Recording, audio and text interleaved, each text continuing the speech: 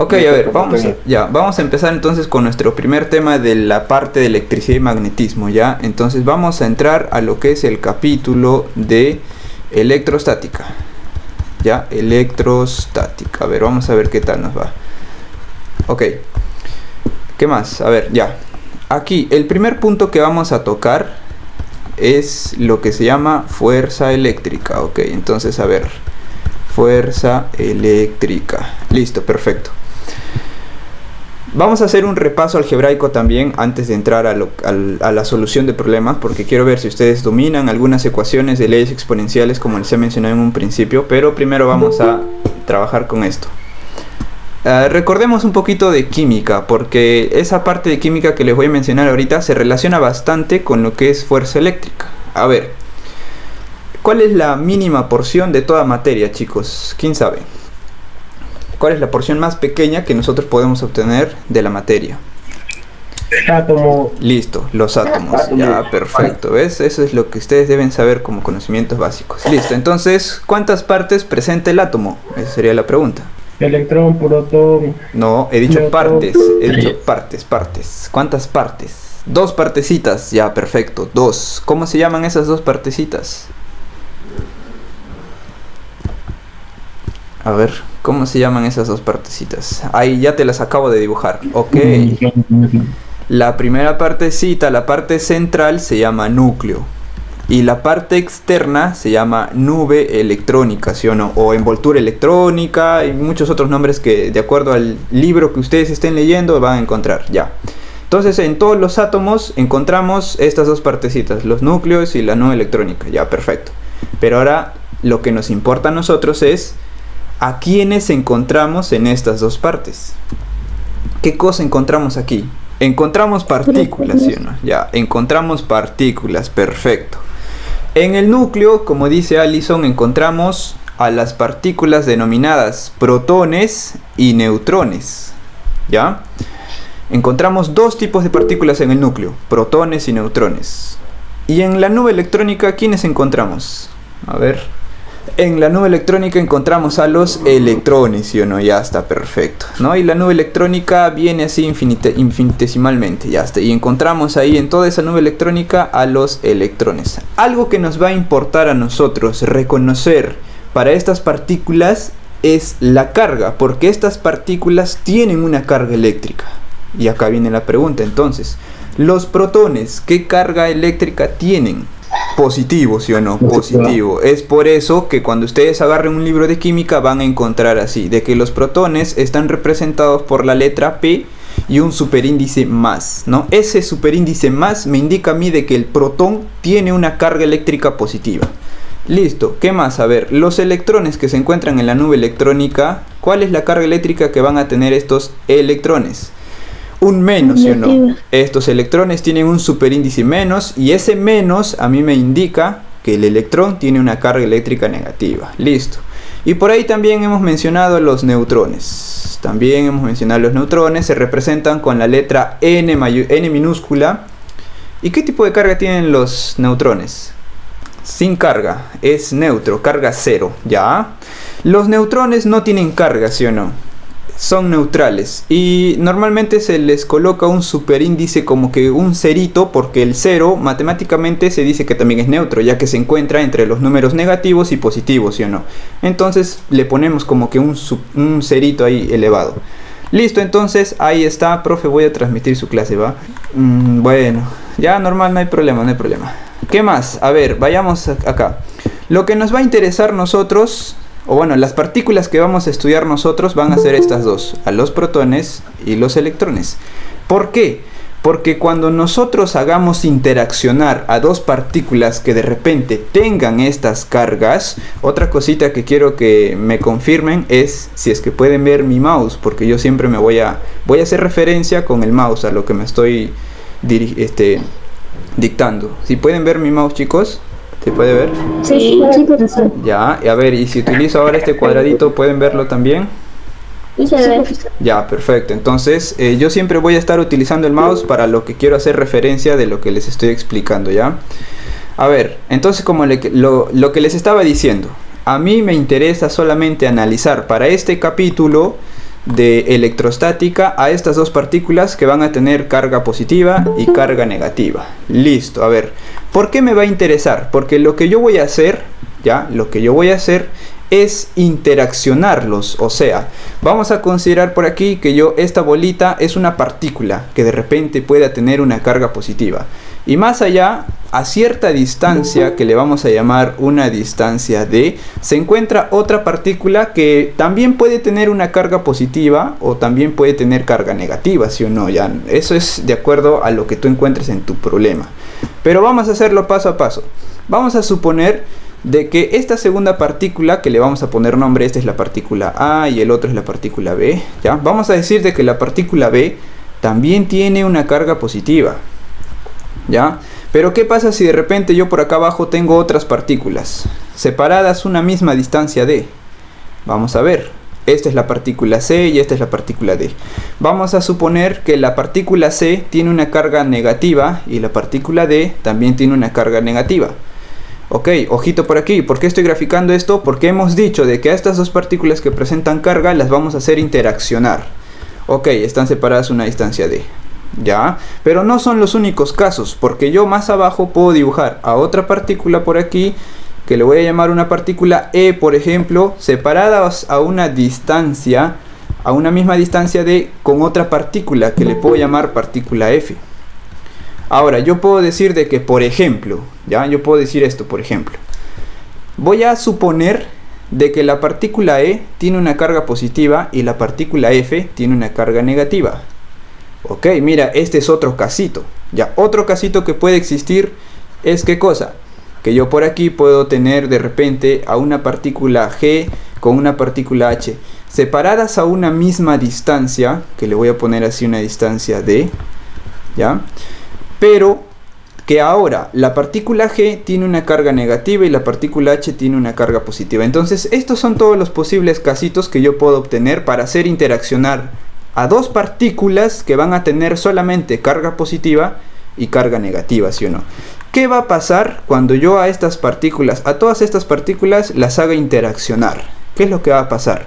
Entre ellos van a sentir una fuerza. ¿Y esa fuerza se va a deber a qué? Esa fuerza va a ser causa de la carga eléctrica que van a tener esas partículas. Entonces a esa fuerza se les llama fuerza eléctrica. Ahora, ¿qué tienen que ver aquí las cargas más y las cargas menos? Por ejemplo, en el casito A, vamos a poner aquí caso 1, ya está. En el caso 1 estamos viendo de que tenemos dos partículas de carga positiva. Cuando nosotros tenemos a dos partículas de cargas positivas, o también se les puede decir del mismo signo, la fuerza que van a sentir estos va a ser una fuerza de repulsión eléctrica. ¿Ya? Entonces, a ver, voy a borrar por aquí el caso 1, ¿ya? La fuerza que van a sentir estas dos partículas es una fuerza de repulsión eléctrica. ¿Por qué? Por el simple hecho de que estas partículas tienen la misma carga, el mismo signo positivo, la misma carga positiva. A ver abajo, si yo quiero hacer interaccionar a la partícula C con la partícula D, las hago interaccionar, tienen carga, van a sentir una fuerza. Pero ¿qué tipo de fuerza van a sentir? Si tienen la misma carga, negativa por aquí, negativa por allá, ¿qué fuerza van a sentir entre ellas? ¿Qué tipo de fuerza va a ser? Es una fuerza eléctrica, sí, pero ¿qué tipo de fuerza? De repulsión también, ¿sí o no? Esto también, estas dos partículas también van a sentir una fuerza de repulsión eléctrica. ¿Por qué van a sentir una fuerza de repulsión eléctrica? Fácil, pues, porque las partículas C y la partícula D tienen la misma carga negativa. ¿Ya? Tienen la misma carga y listo, entonces sienten una fuerza de repulsión eléctrica. Vamos aquí al tercer casito donde tenemos a la partícula E con carga positiva y a la partícula F con carga negativa. Cuando yo hago interaccionar o intento hacer interaccionar a dos partículas con cargas diferentes, entonces estas dos partículas van a sentir también una fuerza eléctrica. Pero esa fuerza eléctrica ahora va a ser de atracción. ¿Ya? Va a ser una fuerza de atracción eléctrica, lo que van a sentir estas dos partículas. ¿Ya? Entonces, a ver aquí, en el último casito, donde yo tengo a la partícula G con carga negativa y a la partícula H con carga positiva. Si yo las hago interaccionar, ¿qué tipo de fuerza van a sentir? ¿Es una fuerza eléctrica? Sí, pero ¿qué tipo de fuerza? Si tienen cargas diferentes. una fuerza de atracción eléctrica, ¿sí o no? Ya está, nada más. Eso es lo que ustedes tienen que ver. Este es lo básico, chicos, para todo este tema que vamos a hacer el día de hoy. ¿Ya? Si tienen cargas diferentes, se atraen. Si tienen cargas iguales, se repelen. Así nada más. ¿Ya? A ver, ¿qué más? Vemos que en todos los casitos, ¿ya? En este primer casito, en el casito de acá abajo, el casito C y en el casito D, aparecen variables. Esto es otra cosa que ustedes deben saber bastante. Reconocer las variables que aparecen en tu sistema que estás estudiando. Por ejemplo, en el primer casito, ¿cuáles son las variables que están apareciendo? La primera variable es la fuerza de repulsión eléctrica. La segunda variable es la distancia de separación. Y la tercera variable es la carga que tiene cada cuerpo, que en este caso le vamos a llamar carga QA y aquí carga QB, para hacer referencia al cuerpo, pues, ¿no? Aquí abajo, lo mismo, mira, las variables que están apareciendo son la fuerza de repulsión eléctrica, la distancia de separación entre ambas partículas y ¿qué más? No hay que olvidarnos que también están presentes las cargas tanto del cuerpo C como del cuerpo D. Y así sucesivamente. Abajo también, mira, están presentes las variables de la fuerza de atracción eléctrica, la distancia de separación y también no tenemos que olvidarnos de la carga, que en este caso es del cuerpo E, y por el otro lado la carga del cuerpo F. Y por abajo también tenemos aquí la fuerza de atracción eléctrica, la distancia de separación y no hay que olvidarnos de la carga, que en este caso le pertenece al cuerpo G, y por aquí la carga que le pertenece al cuerpo H. Esas son las tres variables que tú vas a encontrar cuando trates de relacionar o hacer interaccionar a dos partículas que presenten cargas positivas o cargas negativas. ¿Ya? ¿Estamos bien hasta aquí? ¿Está muy difícil? ¿Está bien? ¿Podemos seguir? Sí, profe, podemos continuar, está todo bien. Listo, ya. Esto es, ya, perfecto, gracias. Esto es en el ámbito físico, reconocer lo que tenemos aquí, lo que está pasando en este sistema de dos partículas. Ya, pero ¿dónde entra la parte matemática? La parte matemática entra haciéndonos la pregunta: ¿cómo yo puedo determinar el valor de esta fuerza eléctrica, ya sea de repulsión o de atracción? ¿Existe una fórmula matemática? Sí. Existe una fórmula matemática que a mí me permite determinar el módulo de esta fuerza eléctrica, ya sea de repulsión o de atracción, relacionadas con las cargas de estas dos partículas y la distancia de separación. ¿Cómo se va a llamar esa fórmula? Esa fórmula se llama simplemente ley de Coulomb. ¿Quién conoce la ley de Coulomb? A ver, ¿alguien se conoce la ley de Coulomb? La ley de Coulomb me va a relacionar a mí la fuerza eléctrica, la distancia de separación y las cargas de las partículas. Ya, pero ¿quién conoce la ley de Coulomb? ¿Alguien lo ha visto alguna vez? O los que están en computadora, al toque nomás, a ver, búsquenlo en Google, ¿no? Googleen, no hay problema, así se aprende. Ya, por ahí Alison, perfecto. Pueden activar su micrófono, pueden escribirlo por el chat, ya, no hay problema. Ya, a ver, ¿qué te dice la ley de Coulomb? La ley de Coulomb nos dice que la fuerza eléctrica que pueden sentir dos cuerpos, ya sea de repulsión o de atracción, va a ser igual a esto, mira, acá por Q1 por Q2 entre D al cuadrado. Ok, profe, ¿qué significa cada variable? Vamos a analizar, no hay problema, mira. Esta F sub E significa la fuerza eléctrica, que ya hemos visto acá, que puede ser de atracción o puede ser de repulsión. Ya, perfecto. Esta letrita K, que vamos a empezar a llamarles variables, ¿ya? A todas las letras que nosotros encontremos en una ecuación, le vamos a empezar a llamar variables. Ok, entonces esta variable K se llama constante de Coulomb, ¿ya? Esta variable K se llama constante de Coulomb. Cuando nosotros hablemos acerca de constantes, ¿ya? Fíjense, cuando nosotros hablemos acerca de constantes, van a ser valores fijos que nosotros nunca vamos a poder cambiar. Ya, métete eso en la cabecita.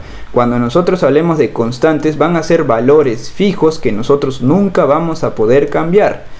¿Y cuál entonces sería el valor numérico de esa constante de Coulomb? Ah, ya, esa constante de Coulomb tiene un valor numérico de 9 por 10 a la 9. Ese es el valor numérico. Pero ¿cuáles son las unidades? Ah, las unidades son los newton por metro cuadrado sobre Coulomb al cuadrado. ¿Qué cosas son unidades? A ver, ¿alguien sabe? ¿Alguien puede definir qué cosas son unidades? Cuando yo te hablo acerca de unidades, ¿a qué me estoy haciendo referencia? ¿Qué te indican a ti las unidades? porque estamos en un curso de física, no todo es números, no todo es matemática, ¿no? Te reemplazo aquí, hallo X, hallo Y y listo. No, acá en física tenemos que darle sentido a todo lo que encontremos en una ecuación como esta de aquí. Entonces, nuestra primera incógnita es, ¿qué cosas son las unidades? ¿Qué te dicen a ti las unidades? Por ejemplo, a ver, algo fácil. De repente en la parte de mecánica, tú has visto lo que es la velocidad, ¿sí o no? La velocidad tiene sus unidades. ¿Cuáles son las unidades de la velocidad? Metros por segundo. Metros por segundo, ¿sí o no? Esas son las unidades de la velocidad. Y por aquí, en esta cosita, va un número cualquiera, ¿sí o no? Un número cualquiera, ya. De la aceleración, a ver. ¿Cuáles son las unidades de la aceleración? Metro por segundo cuadrado. Metros por segundo al cuadrado, ¿sí o no? Y así sucesivamente. Mientras ustedes vayan avanzando en los temas de física poco a poco, van a encontrar que cada valor, cada variable que ustedes encuentren en una ecuación va a tener sus propias unidades, como en este caso la constante de Coulomb, ¿ya? Ahora, otra cosita que de repente por ahí creo que leí, que preguntaron cómo se determinan esas constantes, ¿no? Como te dije, esas constantes que vamos a encontrar tanto en física como en química son valores que nosotros no vamos a poder cambiar. Una de ellas es esta constante de Coulomb. ¿Cuál es otro valor que nosotros no vamos a poder cambiar nunca? Otra constante que ustedes se conozcan. A ver, ¿cuál sería? ¿Alguna otra constante? Por ejemplo, la velocidad de la luz. La velocidad de la luz también es una constante fija que nosotros no vamos a poder cambiar. O sea que esta velocidad de la luz, representada por la letra C minúscula, tiene un valor fijo. ¿Y cuál sería ese valor fijo de la velocidad de la luz? ¿Alguien sabe? Creo que 3000, ¿no? ¿Cómo? 3600, 3900 era, ¿no? Más o menos. Por ahí, ¿no? Por ahí. El valor que se suele utilizar para lo que es la constante de la velocidad de la luz es 3 por 10 a la 8. Y como estamos diciendo de que esto es la velocidad de la luz, nosotros sabemos de que las unidades de la velocidad es metros por segundo. Profe, pero yo en un libro vi que está expresado en kilómetros, en centímetros. Eso ya depende de cómo tú quieras trabajar. En el sistema internacional, las velocidades se determinan en metros por segundo, ¿ya? ¿Qué quiero decir con sistema internacional? O sea, son las unidades con las que todo el mundo trabaja. Ahora, ¿se pueden hacer conversiones? Obviamente que sí. Podemos transformar de metros a kilómetros, de metros a centímetros y así, etcétera, ¿ya? Entonces, esas son las constantes, chicos. En este caso, nos vamos a centrar solamente en la constante de Coulomb que tenemos aquí. ¿Y cuál es su valor numérico? 9 por 10 a la 9. Apréndete ese valor, 9 por 10 a la 9. ¿Qué más? A ver, habíamos dicho por aquí que este Fe es la fuerza eléctrica, ¿no? Ya entonces vamos a poner aquí, fuerza eléctrica. A ver, para los que tienen un poco de conocimientos en leyes de Newton, por ejemplo, o los que ya hayan hecho estática, ¿cuáles son las unidades, la unidad general de toda fuerza? O según la segunda ley de Newton, ¿no? Según la segunda ley de Newton, ¿cuáles son las unidades de la fuerza? Los newtons, ¿sí o no? Ya está, perfecto. Las fuerzas, de manera general, tienen como unidades a los newton. No importa el tipo de fuerza que tú estés viendo en tu problema, todas las fuerzas tienen unidades a los newton. En este caso, profe, estamos viendo una fuerza eléctrica, sí, pero es una fuerza, pues. ¿Es eléctrica? Sí. ¿Por qué? Porque esa fuerza está apareciendo por causa de la carga que tienen los cuerpos, pero no deja de ser una fuerza. Entonces, como la fuerza eléctrica es una fuerza, entonces las unidades de acá vamos a poner por aquí, ¿no? Entonces, esa fuerza eléctrica, ¿ya?, tiene como unidades a los newton. Vamos a poner así. Tiene como unidades a los newton. Así nada más. ¿Ya? Así nada más. Listo, esta es otra de las variables, ya son dos variables que estamos estudiando, estamos aprendiendo aquí, miren, de esta famosa fórmula de la ley de Coulomb. Ahora nos faltan determinar este Q1 y Q2, ya está. ¿Qué cosas son Q1 y Q2? A ver, ¿alguien por ahí? El valor de la carga puede ser. Las cargas, ¿sí o no? Las cargas eléctricas que presentan ¿quiénes? Los electrones. Ya, puede ser los electrones, los protones o estos cuerpitos que nosotros podemos considerar en nuestro problema, ¿sí o no? Estos cuerpitos de acá, A, B, C, D y eso, ¿sí o no? Ya. ¿Y cuáles son las unidades de estas famosas cargas eléctricas? Era Coulomb, ¿no? Los Coulomb, ¿sí o no? O en otros sitios le llaman así, ¿no? Coulomb, o bueno, por aquí nosotros le llamamos los Coulomb, ¿ya? Esas son las unidades en el sistema internacional de las cargas eléctricas, los coulomb. Ya está, perfecto, ya tenemos. Y por último, ¿cuál es la última variable que vemos en esta ecuación que nos falta analizar? Esta D minúscula, ¿sí o no? Esta D minúscula es, ¿qué cosa habíamos dicho? Es la distancia de separación, ¿sí o no? Entre ambas partículas con carga eléctrica.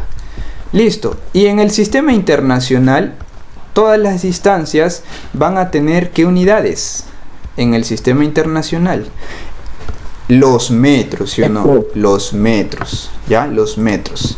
¿Por qué te estoy hablándote de que en el sistema internacional? Porque mira, cuando tú utilices esta formulita o cualquier otra formulita de MRU, de MRV, de movimiento circular, de parabólico, caída libre, estática, o qué sé yo, etcétera, etcétera, de cualquier tema de física, todas tus variables que tú encuentres deben estar expresadas en el sistema internacional.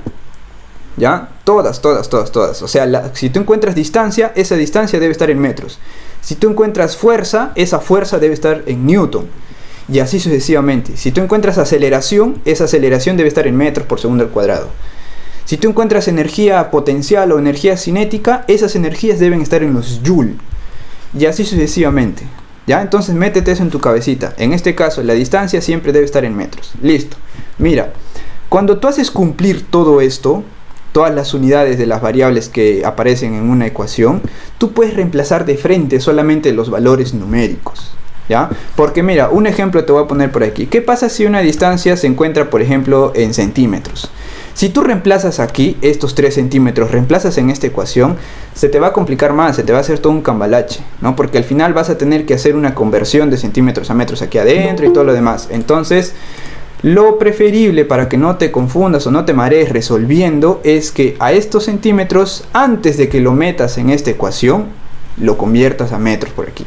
Y para eso entonces te voy a dar unos datitos importantes que siempre te llega en este tema de electrostática. ¿Ya? Siempre. Entonces estos datitos que te voy a dar ahorita, anótatelos por ahí. Y si ya te los sabes, ya te los conoces, en buena hora. ¿Ya? En buena hora. Pero ahorita anótate esto que te voy a dar por acá. ¿Cómo le pongo? Ya, nota. No le voy a poner nota, lo voy a poner ojito mejor, ¿ya? Ojito por aquí. ¿Ya? Esto es importante. ¿Ya? Esto es importante. ¿Por qué? Porque en los problemas, la distancia que nosotros vamos a encontrar entre estas dos partículas de carga, te la van a dar en otras unidades diferentes a los metros. Las cargas que nosotros vamos a encontrar por partícula también te la van a dar en otras diferentes a los coulomb. Entonces lo que nosotros tenemos que hacer aquí es una conversión, ¿ya? ¿Y cuáles son esos valores que a cada rato nos paran dando? Bueno, en el caso de la carga, nos pueden dar así, mira, 1 milicoulomb, ¿ya? Nos pueden dar 1 microcoulomb, nos pueden dar, por ejemplo, a ver, ¿dónde está mi mouse? Acá, 1 nanocoulomb, o también nos pueden dar 1 picocoulomb, etcétera, etcétera. Pero estos son los más utilizados en los problemas que tú puedes encontrar de electrostática. Si te das cuenta, en todas estas características que yo te he puesto aquí, en todos estos valores, en toditas aparecen, mira, la C de Coulomb, ¿sí o no? Ah, entonces aquí está haciendo referencia a quiénes, a las cargas, ¿no? A las cargas. Pero lo que podemos ver aquí es que en esas unidades de los Coulomb nos estorban. ¿Quiénes nos estorban? Esta M minúscula, que son los mili, esta mu, que es el micro, esta N, que son los nano, y estos P, que son los pico. Entonces, ¿qué es lo que hacemos? Tú sabes que si quieres reemplazar las cargas en esta formulita, solamente debes tener Coulomb. Para eso necesitamos desaparecer todo esto que te voy a pintar de amarillo. Todo esto necesitamos desaparecerlo. ¿Y cómo le vamos a desaparecer? Dando sus valores numéricos. Por ejemplo, ¿cuál sería el valor numérico de los mili? ¿Alguien sabe? A ver, alguien que me sorprenda por ahí. Puedes poner en Google, ¿no? Valor numérico de los mili. Y hasta ahí te va a salir ahí. Empieza con un 10. ¿Elevado a cuánto? ¿A cuánto? A ver. A la menos 3, ¿sí o no? Menos 3. Entonces, si te das cuenta, lo que estamos haciendo acá es convertir a ese mili a su valor numérico, que es 10 a la menos 3. Y luego, ¿qué está pasando? Los Coulomb se quedan así como están. Entonces, volvemos a copiar los Coulomb. Y listo, mira, el valor de la carga, que en este caso era 1 milicoulomb, ahora es 1 por 10 a la menos 3 Coulomb. Y esto es lo que nosotros debemos reemplazar. ¿En dónde? Aquí en la formulita. ya, aquí en la formulita. A ver, en la parte de abajo tenemos un microcoulomb. Ok, yo solamente quiero coulomb, entonces a este micro le damos su valor numérico. ¿Cuál es el valor numérico de los micro? 10 elevado a la menos 6, ¿sí o no? 10 elevado a la menos 6. Y los coulomb se quedan pues tal y como está. Y listo, esto es lo que tú vas a reemplazar en la formulita. ¿Cuándo vas a reemplazar así? Cuando tú encuentres microcoulomb. Vamos abajo, un nanocoulomb. Yo solamente quiero coulomb, entonces a ese nano le damos su valor numérico. ¿Cuál es el valor de los nano? 10 a la menos 9, ¿sí o no? 10 a la menos 9, listo. Y coulomb, ya está. Entonces esto es lo que tú vas a reemplazar en la formulita. Seguimos, finalmente, para acabar con esto. A ver, tenemos por aquí los pico. Los pico, ¿cuál es el valor numérico de los pico? 1 por 10 a la menos 12, ¿sí o no? El valor numérico de los pico son los, es 10 a la menos 12. Y esto es lo que tú vas a reemplazar en tu ecuación de la ley de Coulomb. ¿Ya? ¿Estamos bien hasta aquí? Todo bien, profe, todo bien, estamos bien. Está muy difícil el tema. Alguito, profe.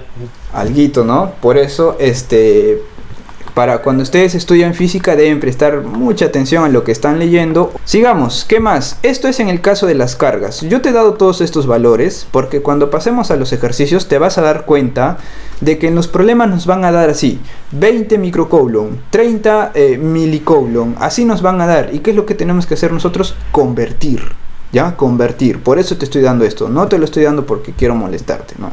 Te estoy dando esto porque nos van a servir más adelante. Esto es en el caso de las cargas. Hablemos ahora de las distancias. Como te he dicho hace un momento, las distancias también se pueden expresar en otras expresiones diferentes a los metros. Por ejemplo, te pueden dar en centímetros, te pueden dar en milímetros, etcétera, etcétera, ¿no? Y lo que nosotros necesitamos para reemplazar en cualquier fórmula es que la distancia esté en los metros. Entonces aquí hacemos lo mismo. A este centi que ustedes ven por aquí le vamos a dar su valor numérico. ¿Cuál es el valor numérico de los centi? ¿Empieza con 10? Sí, empieza con 10. ¿Elevado a cuánto? A menos 2. Menos 2, ¿sí o no? Menos 2. Y listo, se quedan los metros solitos y esto es lo que vamos a reemplazar en nuestra formulita, ¿sí o no? Esto es lo que reemplazamos. 10 a la menos 2 metros y ya está. En caso de que tengamos mili, ¿cuánto sería el valor numérico de los mili? Porque yo solamente quiero metros. Entonces a ese mili le damos su valor numérico. ¿Cuál es el valor numérico? 10 elevado a ¿cuánto? Menos 3. Ya está perfecto, ¿sí o no? Los mili es 10 elevado a la menos 3. Ya está perfecto. Y me queda m de metros. Y listo, miren, ya convertimos de milímetros a metros, ¿sí o no? Y esto es lo que vamos a reemplazar en nuestra ecuación, ¿ya? ¿Qué más? A ver, ¿qué más necesito yo por aquí? Bueno, esto es en el caso de las conversiones que tú vas a encontrar en los ejercicios. No solamente los que vas a trabajar ahora conmigo, sino te estoy diciendo en cualquier libro que tú veas, ¿ya? ¿Qué más? A ver, ya, pasemos a la parte algebraica. Necesitamos por aquí dominar algunas formulitas de álgebra para poder de una vez pasar a los ejercicios y utilizar esta ecuación. Por ejemplo...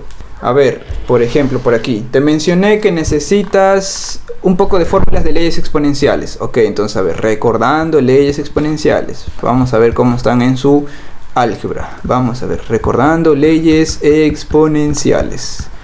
No vas a utilizar todas las ecuaciones, pero sí algunas importantes. Como por ejemplo, ¿qué pasa si yo tengo una base A multiplicada por otra base A? Pero que cada una tiene un exponente diferente, en este caso exponente x y por aquí exponente y. ¿Qué es lo que pasa cuando tú tienes así? Una multiplicación de bases iguales. ¿Qué se hace?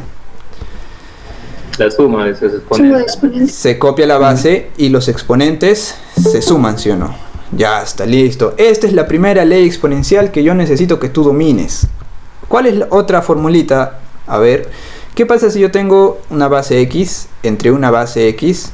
Y cada base tiene un exponente diferente. Ya, vemos que aparece una división de bases iguales. Se restan.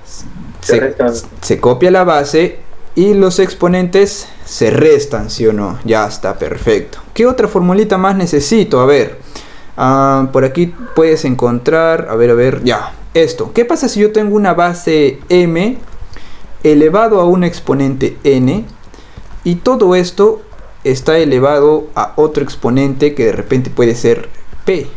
¿Qué es lo que pasa? Si yo quiero desaparecer el... Ya. Si yo quiero desaparecer el paréntesis, ¿qué es lo que hago? Se multiplican los exponentes. Ya, ¿y qué pasa con la base m? El producto de la multiplicación de los exponentes se lo eleva a la base. Ah, ya, se copia la base y los exponentes se multiplican, ¿sí o no? Se multiplican, ya está. Pero esta no es la única manera de trabajar esto, esta ecuación que tenemos por aquí. Otra manera de trabajar esta ecuación es que yo puedo invertir. O sea, yo puedo, mira, copio la misma base m, ya, pongo el paréntesis, o sea, mira, yo puedo invertir sin que el paréntesis desaparezca. ¿A qué me refiero? De que saco a la n y meto a la p. ¿Ya? O sea, meto a la p y saco a la n. ¿Por qué puedo hacer esto? Porque multiplicar 3 por 2 es lo mismo que multiplicar 2 por 3, ¿sí o no? Entonces, mira por aquí, para que no te me pierdas. Multiplicar n por p es lo mismo que decir p por n, ¿sí o no? Entonces aquí meto a la p y saco a la n. Por eso puedo hacer yo ese cambio dentro del paréntesis, ¿ya? Y esto es algo que vamos a utilizar también bastante, ¿ya? ¿Qué más? A ver, otra cosita que también me gusta decirles a todos ustedes, ¿ya? Es que en una ecuación algebraica o matemática, no siempre tú tienes que ir de la izquierda hacia la derecha. También tú puedes ir de la derecha hacia la izquierda. O sea, una ecuación tú la puedes modificar como a ti te parezca, como a ti se te dé la gana, ¿ya? Por eso te digo, en una ecuación no siempre solamente vas a poder ir de izquierda a derecha. Tú también puedes ir de derecha a izquierda, ¿ya? Puedes juntarlo, puedes separar, puedes hacer lo que a ti se te dé la gana según lo que necesites en tu problema, ¿ya? Entonces eso debes acordarte siempre. Y a ver, necesito algo más por aquí, creo que ya no necesito nada más. Y listo, esto sería todo el repaso básico y teórico que yo necesito para poder entrar a los problemas. Entonces la pregunta que viene es, ¿podemos empezar con los ejercicios o alguien tiene alguna duda teórica? En los ejercicios yo te digo, las soluciones que vamos a hacer van a ser un poquito largas, no te asustes, ¿ya? Van a ser un poquito largas, ¿por qué? Porque yo ahí lo voy a resolver todo paso a paso, ¿ya? Yo ahí todo voy a resolver paso a paso utilizando todo esto que te acabo de decir, pues. ¿Ya? Pero si yo veo de que la mayoría, el 80%, domina su matemática, entonces yo voy a poder obviar algunos pasos, ¿ya? Y entonces las soluciones nos van a salir más cortas, ¿sí o no? Porque de seguro va a haber alguien que me va a decir, profe, ¿no hay una manera más corta? La única manera corta que tú vas a poder encontrar o utilizar en cualquier ejercicio es cuando tú domines tu matemática, ¿ya? Eso es, y tú puedas ir por cualquier camino que a ti te convenga, como ya te he dicho. A ver, antes de pasar a los ejercicios, hay unos datitos más que te quiero dar extra, como por ejemplo es la carga eléctrica del electrón.Nosotros hemos dicho de que el electrón tiene una carga negativa, sí, pero también tiene un valor numérico. ¿Cuál va a ser? Ah, ok, ese va a ser 1,6 por 10 a la menos 19. A ver, y vamos a ver si están atentos. Este es el valor numérico de la carga que presenta el electrón. Como la carga del electrón es negativa, entonces se le pone un menos adelante. ¿Y qué unidades tendría esta carga del electrón? ¿Qué faltaría aquí? ¿Qué le tendría que poner? La C de Coulomb, ¿sí o no? La C de Coulomb, porque estamos hablando de una carga eléctrica. Listo, esto es en el caso del electrón, y por ahí también de repente te voy a dar el valor de su masita. A ver, ¿cuánta es la masa del electrón? Es 9,11 por 10 a la menos 31. Ya, este es el valor numérico de la masa del electrón. Pero en el sistema internacional, ¿cuáles son las unidades de la masa? Los kilogramos, ¿sí o no? Los kilogramos, ya está, perfecto. Y como hemos dicho, en el átomo el electrón no es la única partícula que presenta carga. También tenemos al protón. Entonces el protón tiene su carga eléctrica positiva, que en este caso va a ser el mismo valor numérico que la del electrón, con la diferencia de que este es, ¿qué cosa? Positiva. Y las unidades que presentan la carga del protón obviamente son los coulomb, porque estamos hablando de una carga, ¿sí o no? Y lo mismo también podemos escribir y determinar la masa, en este caso del protón, ¿ya? Que de repente por ahí en algún problema de repente nos dan, entonces aquí ya tenemos. A ver, ¿cuál es la masa del protón? La masa del protón es 1,67 por 10 a la menos 27. Y como ya hemos dicho, Las unidades de la masa en el sistema internacional son los kilogramos. Y listo, esto era lo último que te quería dar como dato para poder entrar a los ejercicios. ¿Ya? Este era el último. Por si acaso, ¿no? Por si acaso en un ejercicio te dicen de que tienes protones y electrones. ¿Ya? Por si acaso. Y listo, ahora sí. Entonces, lo que vamos a empezar a hacer ahorita son ejercicios, sí, pero obviamente vamos a empezar con unos ejercicios un poquito kinder. Ya, un poquito kinder. No vamos todavía a entrar a ejercicios nivel ya avanzado. Pero cuando ustedes entren ya a ese tipo de ejercicios, van a darse cuenta de que van a utilizar bastante lo que es la descomposición polinómica. ¿Y dónde encuentran eso de la descomposición polinómica? En su tema de vectores. ¿Ya? En su tema de vectores. Cuando ustedes han hecho vectores, ahí han tenido que ver esa descomposición. ¿Lo han hecho? Profesor, ¿podría hacer un repaso, por favor? Ya, vamos a hacer un repaso. Ya, justamente por eso es que yo les pregunto, ¿no? Para que ustedes me digan sí o no. Y yo hago el repaso. A ver, entonces, si es que llegamos nosotros a ese nivel de ejercicios, vamos a utilizar la descomposición. Pero si ustedes después están estudiando y encuentran ese tipo de problema, entonces también ya van a tener una idea. Ok, entonces por aquí voy a poner recordando descomposición.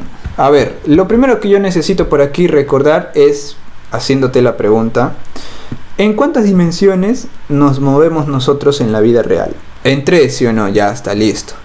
En 3. Matemáticamente, ¿cómo se representan esas 3 dimensiones? A ver, profe, ¿cuáles son esas 3 dimensiones de las que usted habla? A ver, vamos a suponer que tú estás por aquí. Ahí estás, paradito, ¿ya? La primera dimensión en la que tú te puedes mover es, por ejemplo, cuando tú vas de adelante, atrás, ¿no? Cuando tú te mueves adelante, atrás, ya es una dimensión por la que tú te estás moviendo. Matemáticamente, a esa dimensión donde tú te mueves adelante, atrás, le vamos a llamar entonces nuestro eje X, ¿ya? Esa es la primera dimensión y se representa matemáticamente con el eje X. Otra dimensión por donde tú te puedes mover es cuando nosotros nos movemos de derecha a izquierda. Cuando tú te mueves de derecha a izquierda, ya es otra dimensión por la cual tú estás moviéndote. Y matemáticamente a esa dimensión se le denomina, en este caso, eje Y. Ya, nuestro eje Y. ¿Cuál es la última dimensión por la que tú te puedes mover? Ah, profe, eso sucede cuando yo, por ejemplo, doy un salto y voy hacia arriba. Pero por efecto de la gravedad, me regreso hacia abajo. Ah, entonces mira, es otra dimensión donde tú te estás moviendo, arriba abajo. Matemáticamente a esa dimensión se le llama eje Z. Y listo, nada más, esas son todas las dimensiones que tú puedes recorrer en tu vida diaria. ¿Ya? Las dimensiones representadas por los ejes X, Y y Z. Pero en este caso, para no confundirte, vamos a trabajar solamente con dos, con el eje X y con el eje Y. Ok, entonces cuando yo trabajo con esos dos ejes, ¿ya? Lo que voy a encontrar es un plano, ¿ya? Es un plano, eje X y eje Y. Sobre estos dos ejes yo puedo poner infinidad de vectores. Por ejemplo, mira, sobre el eje X yo puedo poner a mi vector A, puedo poner a mi vector B, puedo poner un vector C, etcétera, etcétera. Sobre el eje vertical, que vendría a ser el eje Y, también puedo poner cualquier vector. Puedo poner vector V, puedo poner vector Z, puedo poner vector, qué sé yo, etcétera, etcétera. Pero también en este mundo de dos dimensiones yo puedo encontrar vectores que van a estar fuera de los dos ejes. ¿A qué me refiero? Mira, por ejemplo, este vector C. Este vector C no se encuentra ni en el eje X ni en el eje Y, ¿sí o no? Y cuando, bueno, yo suelo llamarle así, cuando yo veo un vector que está fuera de los ejes, entonces yo digo que este es un vector inclinado. Así nada más, ¿ya? Yo le suelo llamar así. Entonces aquí vemos que el vector C es un vector inclinado. A este vector C yo lo puedo representar sobre el eje X y sobre el eje Y. ¿Cómo voy a hacer esto? Ya mira, voy a borrar todo este ejemplo. Y simplemente voy a colocar, uy, me salió un poquito chueco, mejor utilizo una línea. Vamos a ver. Entonces habíamos dicho que en el eje vertical se encuentra el eje Y y en el eje horizontal vamos a poner nuestro eje X, ¿ya? A ver, Con esto partimos a lo que es descomposición. Ya, este es el eje Y y este es el eje X. Entonces habíamos dicho que teníamos por aquí un vector inclinado, le llamamos el vector C. ¿Cómo yo puedo llevar este vector C sobre el eje X y sobre el eje Y? Descomponiéndolo. ¿Qué cosa es descomponer? Proyectando o proyectar. O sea, a este vector C yo le voy a crear como que una sombra que vaya hacia el eje X. Y cuando yo proyecto de esta forma, lo que estoy haciendo es crear un vector sobre ese eje. Y como esta proyección de color naranja viene del vector C, entonces yo a este nuevo vector le puedo poner vector C, pero sobre el eje X. Lo mismo puedo hacer aquí en el eje vertical. A ese vector C yo lo proyecto sobre el eje vertical. ¿Y qué es lo que hago? Genero un vector sobre ese eje vertical. Mira, genero, ahí está mi vector generado. Pero como este vector vertical viene de este vector C, entonces yo le voy a llamar vector C sobre el eje vertical, que en este caso es Y. Y esto es descomponer, chicos, proyectar, ¿ya? Proyectar y listo. Ya tenemos por aquí al vector C encima de los ejes que a mí me interesan, el eje X y el eje Y. ¿Ya? Esto es, ¿estamos bien hasta aquí, chicos? ¿Estamos bien? A ver, confirmen, o se perdieron. ¿Ya? Esto, hasta aquí es la definición de descomponer. Ahora voy a continuar con la parte matemática, pero antes de entrar a la parte matemática yo necesito que me confirmen si estamos bien por aquí, si me han entendido lo que es descomponer. ¿Qué cosa es descomponer? Proyectar sobre los ejes cartesianos, ¿no? Sobre el eje X y sobre el eje Y. ¿Ya? Eso es. Ahora sí. Como te había dicho, yo suelo llamar a este vector C vector inclinado. ¿Inclinado con respecto a quién? Inclinado con respecto a mi eje horizontal. O sea, yo desde mi eje horizontal, o sea, el eje X, voy a crear un ángulo trigonométrico al cual le voy a llamar teta. ¿Ya? Al cual le voy a llamar teta. Obviamente, para los que ya han hecho vectores, sabrán de que los vectores tienen un módulo y una dirección. Yo me voy a centrar solamente en los módulos. ¿Qué quiere decir? Que en este caso el tamaño, la magnitud que tienen los vectores. Entonces les voy a borrar esta línea de ahí, ¿ya? Para solamente referirnos al tamaño que tiene el vector, o sea, al módulo. Y listo. Acá vemos de que el módulo de este vector C es simplemente C. El módulo de este vector C en X es C en X. Y el módulo de este vector vertical es C en Y. ¿Ya? ¿Cómo relaciono yo estos tres variables? O cuatro, mejor dicho, ¿no? Porque acá hay cuatro variables. C en Y, C en X, C y teta. Ok. Si tú quieres determinar el módulo de lo que es el vector C proyectado sobre el eje X, tú vas a multiplicar, o eso le vas a poner igual al módulo del vector principal, que en este caso es C, ¿no? Este es nuestro vector principal que hemos nosotros proyectado. Si tú quieres hallar por aquí el módulo del vector C proyectado sobre el eje Y, igual, le pones igual al módulo del vector principal, que en este caso es C. Con la diferencia de que a la componente en X le vas a multiplicar por el coseno del ángulo de inclinación, que en este caso es teta. Y a la componente en Y le vas a multiplicar por el seno del ángulo de inclinación, que en este caso es teta. Y de esta manera puedes obtener tú los valores numéricos del vector C proyectados sobre el eje X y sobre el eje Y. ¿Sí? Esta es la parte matemática. ¿Estamos? ¿Se entendió? ¿Me entendieron? ¿No me entendieron? A ver, confirmen. A ver, confirmen, chicos. Y esto es lo que vamos a utilizar bastante cuando trabajemos en este tema de fuerza eléctrica o campo eléctrico en dos dimensiones, ¿no? Porque fíjate que aquí estamos trabajando para dos dimensiones, ¿ya? Para dos dimensiones. A ver. Otra cosita que te puedo dar por aquí. ¿Qué más necesito? A ver, ¿qué más necesito? A ver, miren. ¿Por qué aquí el coseno? ¿Y por qué en la componente X coseno? ¿Y por qué en la componente Y el seno? A ver, ¿quién sabe? A ver, ¿quién domina su matemática? A ver, miren, algo rápido y fácil. Algo para que se puedan dar cuenta. Miren este vector de aquí, el vector C con componente X, CX, ¿ya? CX. ¿Se encuentra dónde? ¿Se encuentra al costado o al frente del ángulo teta?